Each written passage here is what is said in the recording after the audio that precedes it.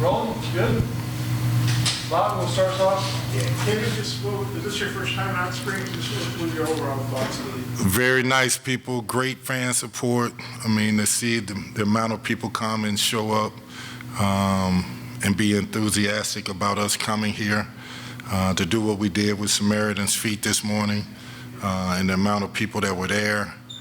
I mean, that's what this would be about for us as a program, but also for the fans to be able to spend time with our guys. So it was great.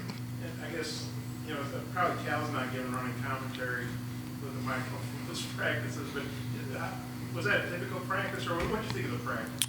I thought there were spurts in the practice where you could see where we're going with this, where you could see the ball is moving, we get it in the lane, we make a great pass, and we get good offense. At times, you know, we're limited because we got 3 or 4 more days of being without some of the guys that weren't out there.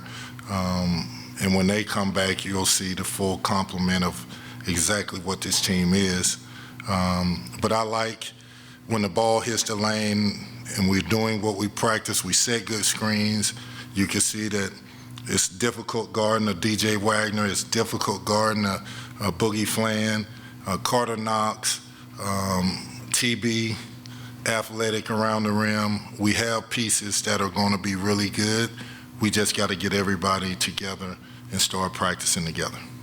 Okay. Seems like there's a real emphasis on putting pressure on the rim, attacking the paint, and the 3 ball's not the primary here, and Cal took some talking points on that. Where do you see this in terms of the roster build, in terms of being able to deliver that brand? I think we're headed in the right direction. I think when you talk about efficient offense, the key, you know, most people, most fans, most basketball enthusiasts, they see the end result of the 3. And that's fool's gold.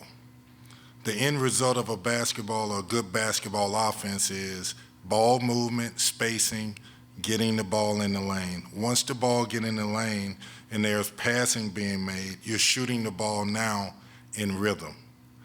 If you shoot the ball and the ball doesn't get to the lane, the defense doesn't have to collapse. If the defense doesn't collapse, it's a contested jump shot. And that's Cal's point to what he was saying. We're trying to move the ball. We have dynamic players that all can put the ball on the floor, can get the ball in the lane, and once you get there, be an unselfish player and make the next pass. Quick follow-up on that. Trevor Brazil looked pretty good out there today. Cal said he's better than he thought he was. He's told that story a few times. What do you think about him, not just today, but leading up to tonight? To me, I expect him to have a very good year. He has all the intangibles that it takes to be a versatile player for us. You can play him at the 4, you can play him at the 5. He's athletic, he runs the floor, he finishes well above the rim, he's a good rebounder. Want his energy to be better, want his electricity to be on the floor, to be fast twitch in everything he does, not just exploding by the rim. All the things that he is capable of doing, we want him to master it. Couple weeks this season, just where do you see this team's strengths being, and where do you think maybe you guys need to grow? One, a lot of this is to be determined. It'll be hit and miss until we see them play against other people. But anytime you want to talk about where we're headed, it starts on the defensive end. We have to be a team that is creating havoc on the court. We have to be a team that are all helping each other defensively. And then what you've probably seen out there today is a lot of speed. You've seen 2 guards that are really dynamic, and we didn't have Jonell Davis on the floor. We didn't have Adu Thero on the floor. Now you're talking about really fast players who get stops on the defensive end, and then they fly up the court and they share the ball, attacking the lane. That's where we're headed. That's where we're going. That's the type of team that goes deep in the NCAA tournament. But a lot of this is we have to make sure that we don't try to overstep the processes, the steps that it takes to get there. It's going to be day by day. We're not the finished product yet, but by the end of the season, I hope and our goal is to be one of those teams that people are talking about. Yeah, you had a couple guys that were banged up, obviously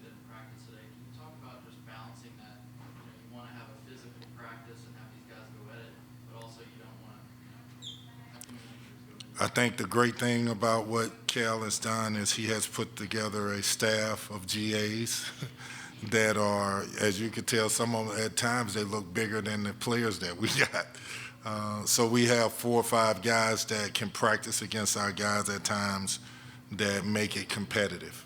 And so while those guys that are getting over their injuries and knickknacks and sicknesses, when they come back, we haven't missed a lot.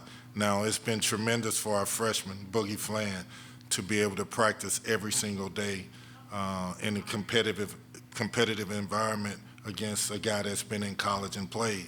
The same for Carter Knox, the same for Billy Richmond. Those guys have played a bunch of minutes in practice, and they haven't had a sub. So that's going to be great for them so that when we get everybody back, the goal for them should be those guys come back not as good as you if you've done what you're supposed to have done. Yeah, Coach Cal likes to talk about how he came and he didn't have a roster, he didn't have a schedule, all that. To have a clean slate, does that make things harder, or have you found that, you know, when everyone's starting on square one, things might be a little easier? I just wondering. Again, I go back to the process. The process is DJ Wagner is coming in his own right? He's a good player. Carter Knox is coming in with his own stuff. He was one of the best players in the country. Billy Richmond, Boogie Flan. How do you take talented young people from different parts of the United States, bring them together, and get them to play together, knowing they all have these great aspirations? How do you get there? That's the challenge of this.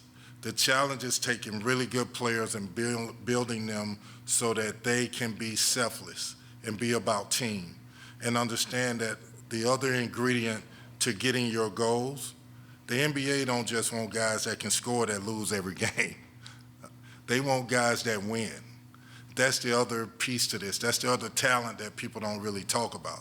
If you want to be an NBA player, you got to be a winning player. And we're trying to teach those steps. So hopefully that answers your question. So are you seeing that in workouts like this, where it's coming together? What did you see today as far as, did you make progress today? I saw today where a guy may have had a shot. He shot faked it. He got in the lane. Somebody collapsed. He made a pass. That guy saw the next pass before it hit his hands. Then it went to the corner. We made a shot. I saw it today when the ball moved around the perimeter and a TB set a great ball screen and dove to the basket and quickly got the ball up and made a dunk or a floater. Things like that. I saw it when we pushed the ball up the court, saw the skip pass, dribble handoff, fly in, defense sucked in, kicked it to the outside guy, he shot it. There were 10 possessions in that practice that is what we're trying to get them to do 90% of the time. Right now, we're probably doing it 15, 20% of the time. What do you need to do to get that tonight? Discipline and knowing what we're doing every single day, get a full complement of guys on the floor to get chemistry together better. And then just, again, it's not going to happen overnight. It's not going to happen in July. It's not going to happen in August. It's not going to happen in September, October, November. But as this year goes on, day after day after day, it steady rises, and that's the goal. You guys are going to be in Pine Bluff tomorrow. Arkansas actually has a lot of history there. He used to play there, North Carolina there when they were number 1 back in '84. What do you anticipate for the event tomorrow? I hope it's a great turnout. I hope people come and see what we're doing. I think the great thing about this is that this is the state school, and everybody around this state loves Arkansas sports, not just basketball. And to have people that may have never seen an Arkansas player before in person, we are coming to meet you. You know, to me, that's great. To bring a place, to bring our headquarters or our team to you so that you could get to see them and cheer them on and not just look at it on TV and say, okay, we love Arkansas. Now you get to meet those players and the staff. We didn't get to see Adu Thiero today, Natalie Davis, a little bit of Jonas Adu. Tell us about those guys. What are you seeing in practice? What did we miss today? Adu Thero is an unbelievable athlete, elite level athlete, can run, can jump, can defend multiple positions, getting better shooting the ball. I think he should have a great year. When you look at him physically, you can see he's really muscular, he's really strong, and he's 6'6", 6'7", really more like 6'7". Great athlete. He's going to help us in a multitude of ways, on the defensive end, on the rebounding end, scoring the ball, attacking the lane, just doing everything, and he's seen the system before. So he knows Cal, he knows what he wants. Jonell Davis, to me, is an X factor. He's a kid that scored 20 a game last year or the last couple years, took a team and put him on his back, got him to a Final Four, Elite Eight, whatever it was. Dynamic player, professionalism about him, about his game. He doesn't get rattled. He's a curious learner. He focuses. He can really, really shoot the basketball. And the great thing about him, which I think we didn't know until we got him, a lot of stuff that he's done at Florida Atlantic, he done from the power forward position. So here's a kid that's two guards, 6'2", and he's played the 4. He's played the 3. He's played the 1. When you have a basketball player that can play multiple positions and that's a winner, you just stick him on the floor and he'll find a way to have production. Jonas, you know what he's bringing from Tennessee, all SEC type of player, had a great year last year, can rebound it, can really score it around the basket, block a shot. He's learning that he has to play faster. Cal's system with bigs is that you have to move and be agile and be quick. You're going to make decisions no different than a guard would make. So to be able to play like a big, move like a guard, that's going to help him. And so I'm excited about him. Those are 3 players right there that you add them to the mix of what we got, we should have a really good product on that floor.